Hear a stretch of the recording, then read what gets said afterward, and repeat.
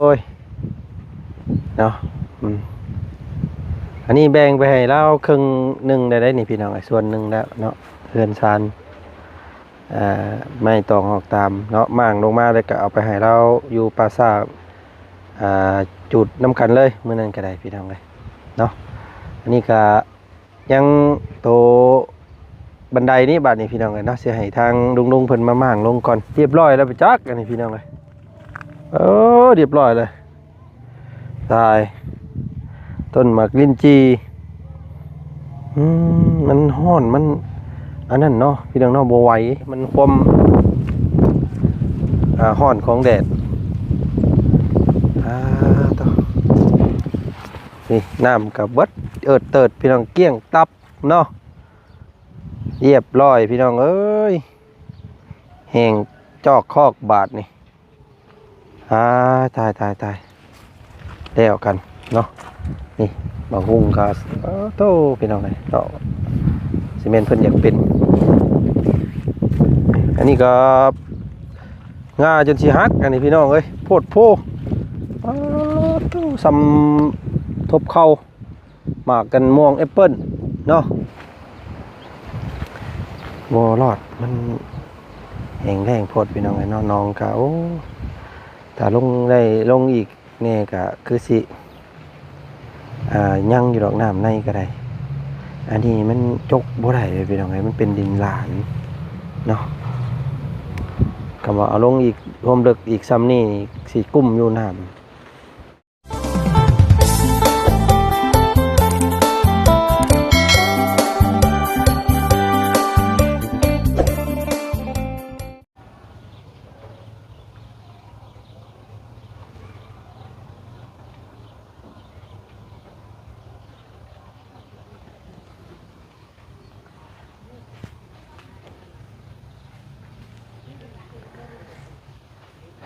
ตัวเนาะอากาศมื้อนี้พี่น้องไอ้อุณหภูมิทะลุ42องศาเนาะอยู่บ้านโคกใหญ่พี่น้องเอ้ยเนาะอยู่ฝั่งลาวเมืองอุทุมพรแขวงสวรรณเขตเด้อพี่น้องเอ้ยเนาะเดี๋ยวมองไปทางใดก็โอ้เพียงแสงแดดแผดเผาพี่น้องเอ้ยร้อนอบอ้าวขนาดเนาะสิไปทางใดก็ยากกระพริบตาฮิปฮีพี่น้องเอ้ยสิโทโพดโพพี่น้องเอ้ยเนาะเนาะก่อนอื่นพี่น้องเอ้ยกลับทักทายสบายดีพ่อแม่พี่น้องเนาะหมู่เพื่อนกันมัดสุขุทุกคนเจอกันกับบ่าวจันอีกคือเก่าพี่น้องเนาะมื้อนี้จะลงมาให้หน้าคือเก่าพี่น้องเอ้ยเนาะมาหาส่วนห่มส่วนเงาอยู่เฮือนก็ฮ้อนพี่น้องเอ้ยโอ้ไหวเนาะก็ถือว่ามื้อนี้ก็ทางฝั่งไทยเพิ่นก็อาจจะดินสงกรานต์แล้วว่าซั่นซะพี่น้องเอ้ยเนาะแต่ว่าฝั่งลาวเฮานี่มื้ออื่นเด้อพี่น้องเด้อเนาะวัน14มื้อเอาพระส่งองค์เจ้าเพิ่นลงฮดเนาะแล้วก็ฮดพระทั้งบ้านฮดพระทั้งวัดพี่น้องเอ้ยเนาะแต่ว่าช่วงนี้ก็เห็นว่าจันทร์อยู่ในครอบในครัวนี่เด้อพี่น้องเด้อเนาะยังบ่ทันได้ไปทางใดพุ่นแหละบิดปีใหม่ลาวพุ่นแหละพี่น้องเอ้ยเนาะจังสิเดินทางขึ้นสู่ซอยเวียกซอยงานขู่คนคือเก่าเนาะมีแต่ส่วงมื้อนี้มื้ออื่นเนาะกะสิอยู่นำครอบครัวก่อนพี่น้องเอ้ยหลายคู่หลายคนก็ว่าโอ้ยหายไปไสเด้บ่เนาะตั้งแต่แจกลงทานก็หายไปเลยว่าซั่นพี่น้องเป็นหยังบ่ว่าซั่นบ่สบายบ่เนาะว่าซั่นเนาะบ่ได้เป็นหยังเด้อพี่น้องเด้อเนาะแต่ว่ามันร้อนมันเพลียพี่น้องเอ้ยน่าจะสิไปทางไหนเนาะมันร้อนมันเว้าหยังบ่ฮู้จักหยังแล้วพี่น้องเอ้ยนะเฮ็ดหยังก็บ่ถูกเห็นบอกมันไปใส่ก็บ่ได้มีแต่หาสมหมักม่วงหมักมันกินอยู่น้ำมื้อนี้สิได้พี่น้องเอ้ยเนาะนี่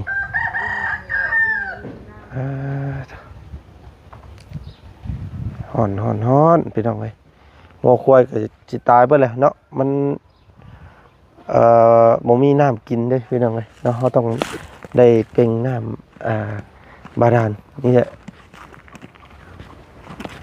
ให้เพิ่นเนาะเพราะว่าน้ำคงเขตนี่เนาะหนองสะหรือว่าสระน้ำแต่ละหม่องแต่ละบ่อนก็บ่ค่อยมีพี่น้องเอ้ยโอ้ยเนาะอยากกินหมกพร้าวเด้เนาะสูงแค่หมกพร้าวกับพี่ช่วยเอ้ยปูต้นมะพร้าวต้นนี้ก็ทางตู้พ่อเพิ่นปลูกพี่น้องเอ้ยแต่สมัยอันพ่อเพิ่นเคยบอกไว้ว่าเราเคยปลูกเราปลูกตั้งแต่บ่าวจันยังน้อยเนาะน้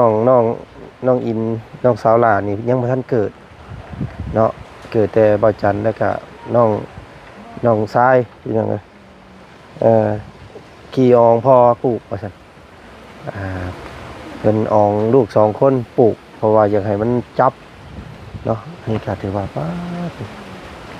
ที่แรกพี่น้องก็ปลูกต้นไม้ต้นตอกไว้ก็พอได้เบิ่งได้แย่งเนาะรุ่นลูกรุ่นหลานพอได้ส้นพอได้ห่มเงาเนาะโอ้มื้อนี้แต่ว่ามื้อนี้ลมอยู่พี่น้องเอ้ยแต่ว่าร้อนได้41องศาแต่ว่าลมเนาะลมอายร้อนกระแทกเข้ามาป้าตึงเลยพี่น้องเอ้ยเนาะ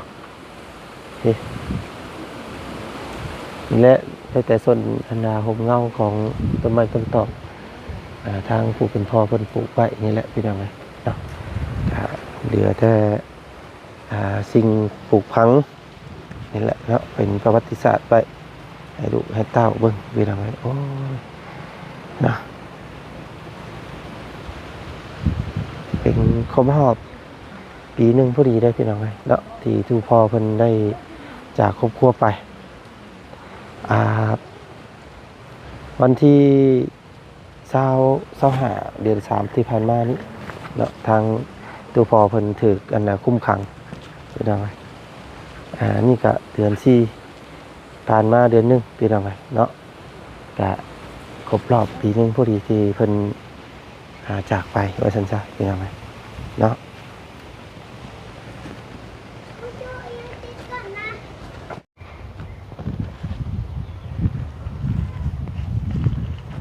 เนาะนี่ก็โอ้ยพี่น้องเอ้ยแล้วบุญได้สินซะก่อนเนาะสิให้ทางลุงเพิ่นมาเมียนหม้องนี้อีกก่อนพี่น้องเอ้ยเป็นบันไดขึ้นเฮือนต้นไม้ทางตู้พ่อเพิ่นเนาะยังเป็นอนุสรณ์อยู่อันนี้ก็ได้พี่น้องเอ้ยโอ้ยเนาะอันนี้แบ่งไปให้เราครึ่งหนึ่งได้นี่พี่น้องไอ้ส่วนหนึ่งแล้วเนาะเรือนชานไม่ตองออกตามเนาะมั่างลงมาเลยก็เอาไปให้เราอยู่ปราสาทจุดน้ำกันเลยเมื่อนั้นก็ได้พี่น้องเลยเนาะอันนี้ก็ยังโตบันไดนี้บาดนี้พี่น้องเลยเนาะเสียให้ทางลุงเพิ่นมามั่างลงก่อนเสียให้มาเก็บมงนี้ให้มันก่อนบาดนี้เนาะยังเป็นมีโยมมะยะอยู่โอ้ยพี่น้องเลยเนาะ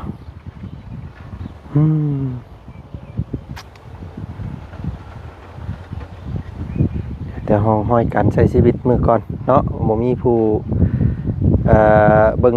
แต่ก็มันก็ทุดโทรมไปพี่น้องเลยว่าอีหยังก็แล้วแต่เนาะอย่าให้เพิ่นมาเก็บมาเมียนแถวนี้ก่อนแห้งแล้งพี่น้องโอ้ยเนาะโพดโพอาลีแดดเผาเนาะต้นหมากอันนี้บ่ย่างแล้วพี่น้องเอ้ยนี่มันเรียบร้อยหมากทุเรียนเนาะต้นอันนี้กับโมเมนต์ที่เรียบร้อยแล้วไปจักอันนี้พี่น้องเอ้ยเรียบร้อยเลยตายต้นหมากลิ้นจีมันห้อนมันอันนั้นเนาะพี่น้องเนาะบ่ไหวตายมันบ่มีน้ำหดโอ้ตายหมดเลยพี่น้องเลยอันนี้ยังอยู่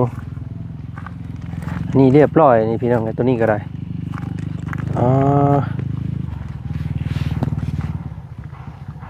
นี่เอากันพี่น้องเอ้ยต้นมะพร้าวอันนี้ก็เดือแต่กลางมันฮ้อนเนาะบ่ทนแล้วอันนี้พี่น้องเอ้ยอีหยังก็ได้ตายฮอดคนพุ่นแหละเนาะจ้ะอันนี้หน่อไม้เลี้ยงน้องเด้อพี่น้องเนาะหน่อไม้เลี้ยงน้องก็ถือว่าเป็นกกเป็นกอแล้วเนาะมีแต่ถาฝนถาน้ำพุ่นแหละพี่น้องเอ้ยจังว่ากันใหม่ต่อปลูกหยังมันสิเป็นตาอันนี้พี่น้องเอ้ยมีหลายคนอยู่เนาะเพิ่นคอมเมนต์มาว่าโอ้ยว่าจันเอ้ยว่าซั่นเอาต้นกล้วยสิเอาลงไปปลูกมันดินมันบ่คือกันเพิ่นว่าเนาะกับแถวบ้านน้องกองมีแถวบ้านน้อง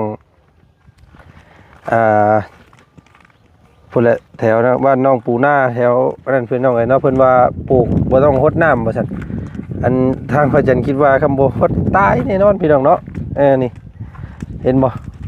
มันบ่ได้คือกันเนาะอันนี้ครับคงเขตนั่นมันเป็นดินแบบดินผู้เนาะดินผู้บินแบบบุบปุยนะพี่น้องเอ้ยเนาะเอาพังไว้มันก็งามแต่นี่บ่ได้หรอกอันนี้นะเนาะคำโมฮดไอรีรอนี่เรียบร้อยพี่น้องเอ้ยนี่ขนาดฮดแท้ได้นี่พี่น้องเอ้ยยังบ่อยากรอดเนาะต้นมะพร้าวโอ้ตายพี่น้องเอ้ยจังไดเนาะอันนี้กันนี่รอดให้บ่าวจันอยู่บ่เด้ต้นนี้พี่น้องเอ้ยแล้วกันบ้านนี้หมักม่วงนี่ปลอดภัยหมักม่วงพี่น้องเนาะม่วงปลอดภัยงดงามหมักม่วงพี่น้องเลยโอ้สิงไข่ก็ยังเหี่ยวเนาะบางกว่าพี่น้องเลยมันความห่อนของแดดต่อนี่น้ำกับเบิดเติดพี่น้องเกี้ยงตับเนาะเรียบร้อยพี่น้องเอ้ยแห้งจอกคอกบาทนี่ตายแล้วกันเนาะนี่บางหุ่งกาโตพี่น้องเลยเนาะซีเมนต์เพิ่นอยากเป็นอันนี้ก็งาจนสิฮักอันนี้พี่น้องเอ้ยโพดโพซ้ำทบเข้าหมากกันม่วงแอปเปิ้ลเนาะใหญ่คักกะลีนี่พี่น้องเอ้ย2หมากหาอันนั้นมาค้ำไว้ก่อนหาไม่ค้ำเนาะโหได้ได้ดิพี่น้องเอ้ยต้องหาแนวมาค้ำไว้ได้นี่เป็นงาลีได้นี่เนาะตัวหาไม่มาค้ำไว้ก่อนลุบ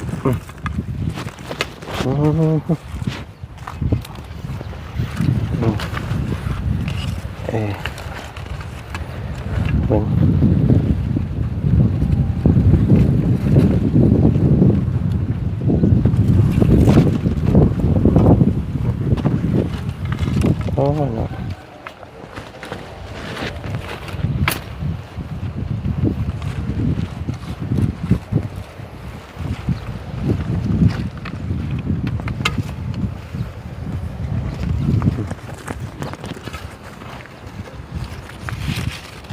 แม่คำไปก่อนบ่ได้ได้นี่เนาะคำซอยสู้เฮงเพิ่นนำก่อน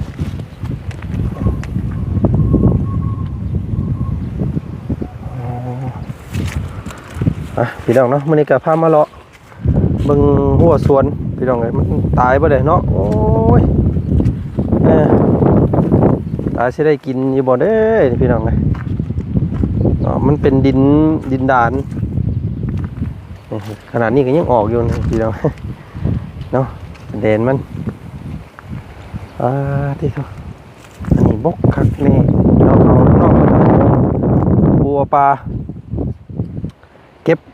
เมื่อเรียบร้อยเมื่อกี้นี่พี่น้องเลยเนาะพอดีได้กระถางนึง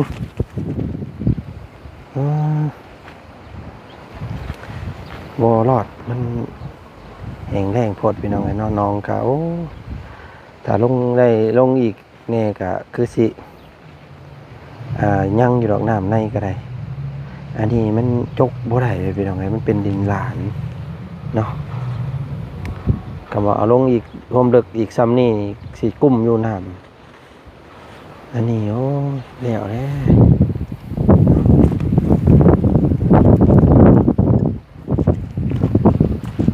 ตายพี่น้องเลยเนาะอ๊บ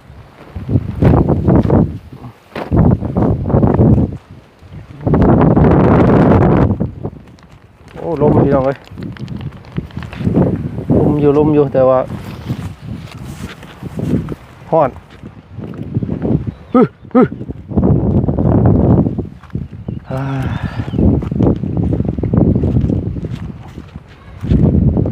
ถ่ายทำบรรยากาศให้พี่น้องเบิ่งส้มพี่น้องเลยเนาะทางประจัดอยู่ให้อยู่หน้าเนาะเก่าเมื่อนี้ก็ตาลนี่พี่น้องเด้อเนาะน้ำตาลนี่ลกช่ำพี่น้องเลยเนาะบึ้เฮ้อ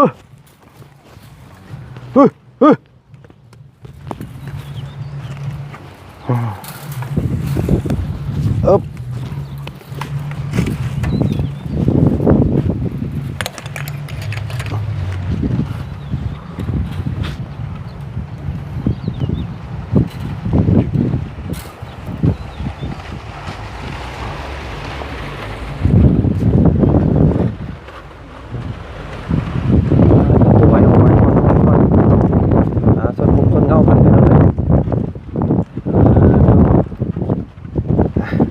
ก็ผมมีอย่างไรพี่น้องเนาะมาทักทายสบายดีปีใหม่ได้พี่น้องเด้อเนาะ2026ผมเอาขนาดจะไปเฮ็ดอันเบียกเฮ็ดงานกลางแดดได้พี่น้องเลยเนาะบ่รับรองคนปลอดภัยแล้วแบบนี้พี่น้องเลยหายใจผืดตันเข้าเนาะคมห้อนนี่โคตรดีอ๋อ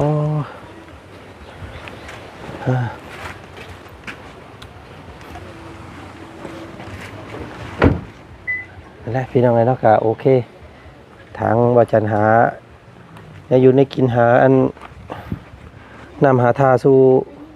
ตู้แม่กินก้อนพี่น้องเลยโมไว้เนาะไปสบายดีเนาะมื้ออื่นพ่อกันอยู่วัดพี่น้องเลยเนาะวัดพระสงฆ์เจ้าแล้วก็วัดแม่วัดพ่อและมื้ออื่นนี่พี่น้องเลยเนาะทักทายสบายดีเด้อปีใหม่มัดสุขุสุขคนพี่น้องเลยเนาะทางว่าจันขอตัวก้อนคลิปนี้สบายดีพี่น้องเลยอึ๊บฮอน